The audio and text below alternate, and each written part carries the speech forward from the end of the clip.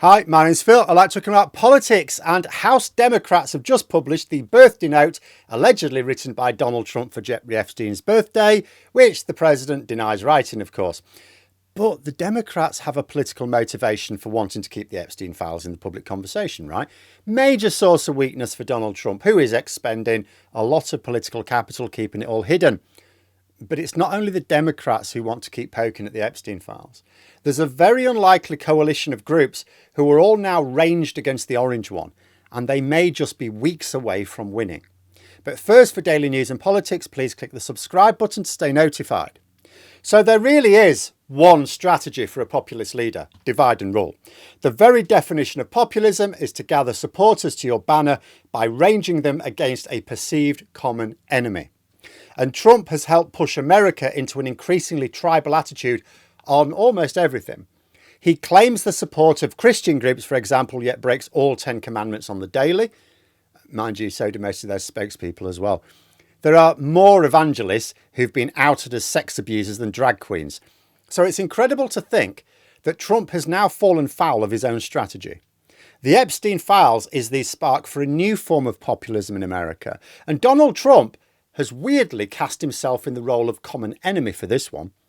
Did he not consider that there are just so many groups who would be motivated to not let the story die? Democrats will obviously push anything, which is a weakness for the Republicans.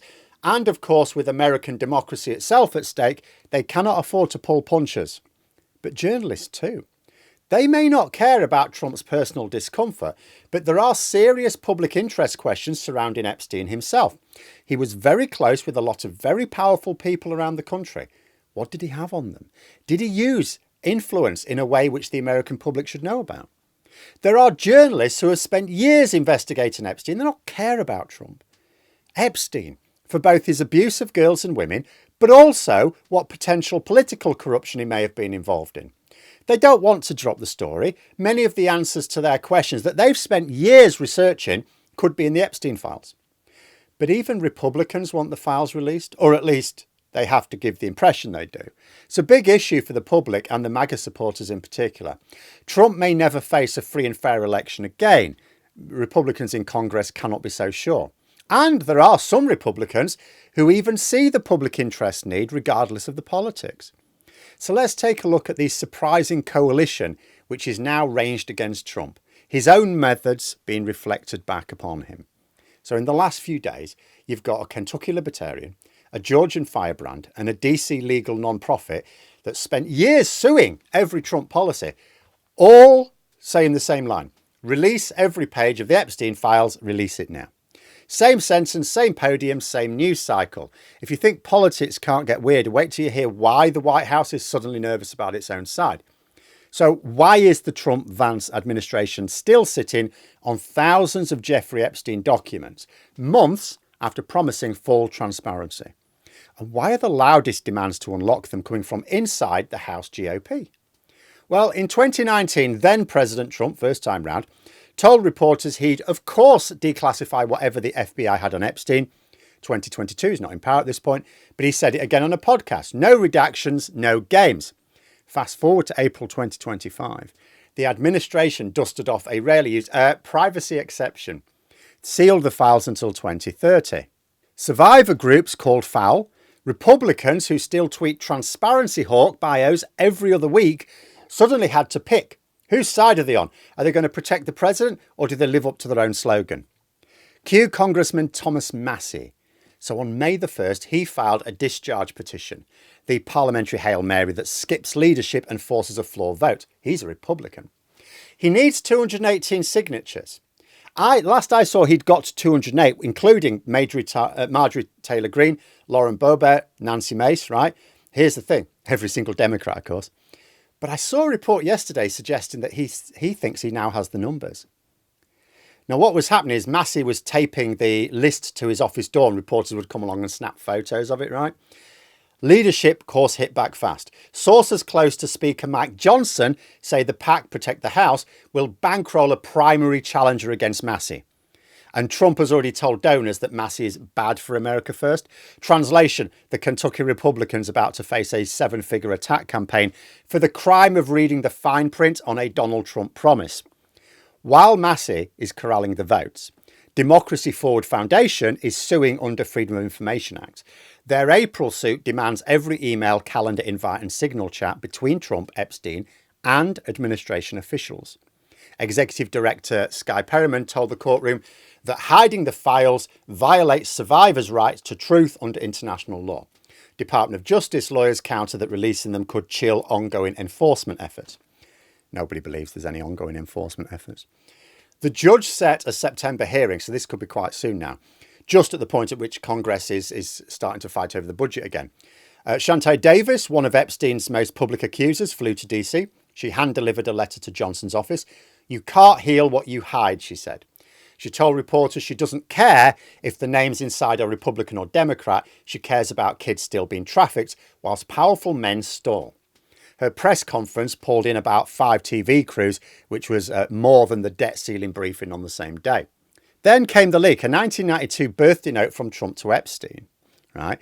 Trump allegedly scrolled across a page of photos. "Jeffrey, your taste in women is better than mine. Happy birthday." The White House waved it off as locker room banter. Inside the West Wing, though, aides admit the letter is why the president now opposes any release. Staffers fear what else is boxed in that federal warehouse in Maryland. Polling shows 71% of Americans want the files public. Among Republicans, a bit lower, it's 64%. But that's 18 points higher than in March, when, of course, they thought it was going to be released. Translation, the issue has jumped from fringe Twitter sphere to your aunt's Facebook group. The administration's approval on handling Epstein transparency is at 38%. That's lower even than their handling of the economy. What bonds Massey, Green, Democracy Forward and survivor advocates is, of course, self-interest in a way, but in a good way. Massey wants to prove that Conservatives can police their own president. Green wants a headline she can take to Georgia primary voters that doesn't involve space lasers. Democracy Forward wants a court win it can cite when the next Republican president stonewalls. And survivors want an honest accounting.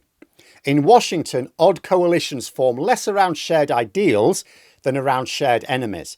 Today, the common enemy is secrecy, cover-ups, and Trump has sided with the cover-up.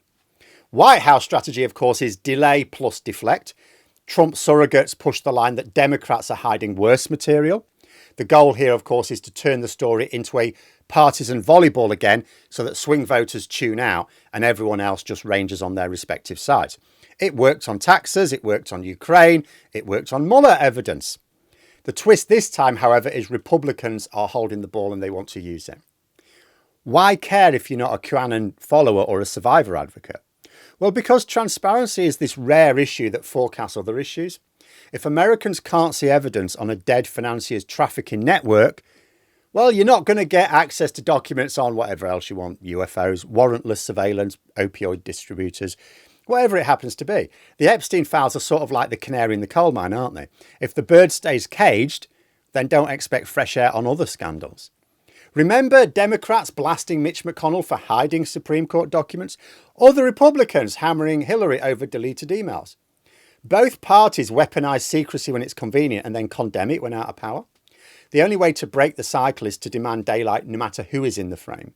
If you want better politicians, you have to have better politics and you have to demand it. Sources inside the intelligence community say the real panic isn't about who's implicated. It's not about Trump or Clinton. That's not the issue at all. It's foreign intel. Epstein reportedly wired his island with hidden cameras, so there could be tapes holding compromising footage of world leaders. Releasing the files could mean naming people who are in power around the world still now, monarchs and ministers, sparking diplomatic crises. Officials suggest that actually in Washington, London and Riyadh, all would prefer the vault stay shut. The public fight is about morality, but the private fight is about geopolitics.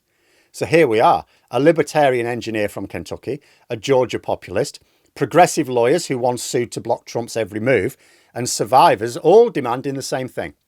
Their alliance won't outlive this issue, of course, but while it does last, it is the most fascinating game of chicken in Washington. Has Massey actually hit the magic number? Will Johnson cave? Will the courts beat Congress to the punch? I don't know. But for the first time in a long time, the people shouting for transparency aren't just the usual suspects. It's a coalition which includes the ones who used to profit from the dark. keep watching, because the next 30 days could expose not just what Epstein knew, but who's still afraid of the truth. But let me know what you think in the comments below. And for more content, you could subscribe to the channel or even join for access to streams and behind the scenes updates. Thanks for watching, and until next time, I'll see you later.